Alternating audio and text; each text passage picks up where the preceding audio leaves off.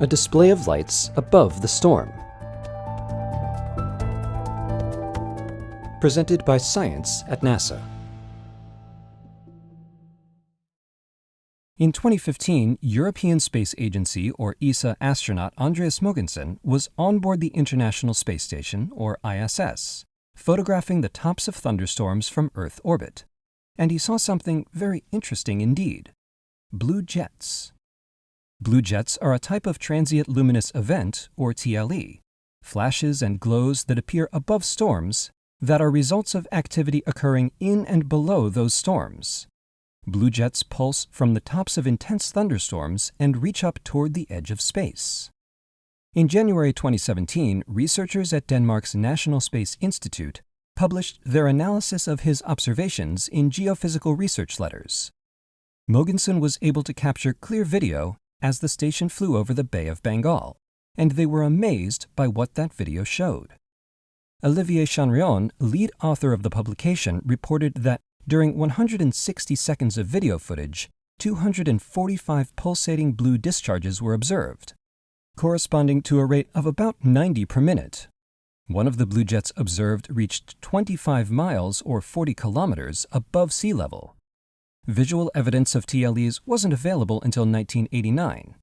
Early evidence included red sprites photographed by cameras on board the space shuttle and photographs taken during a NASA and University of Alaska airborne campaign. Red sprites are glows in the upper atmosphere tied to the presence of large lightning flashes, but not attached to the clouds themselves. In recent years, the ISS has afforded astronauts the opportunity to photograph a number of natural light shows produced at the tops of thunderstorms. A 2013 study by researchers from the French Alternative Energies and Atomic Energy Commission analyzed pictures from the NASA Crew Earth Observations Facility aboard the station. The pictures revealed 15 sprites and their apparent lightning flashes. In August 2015, the Expedition 44 crew on board the station photographed red sprites over 2 different storms within 3 minutes of one another. First over the American Midwest, and then near the coast of El Salvador. These sprites reached as high as 62 miles or 100 kilometers above the surface of the Earth. All of these studies are contributing to researchers' understanding of lightning and thunderstorms, how they form and develop over time, and why storms produce different TLEs in different circumstances. However, according to Tim Lang, atmospheric scientist at NASA's Marshall Space Flight Center, TLE studies have been, to an extent, fortunate observation.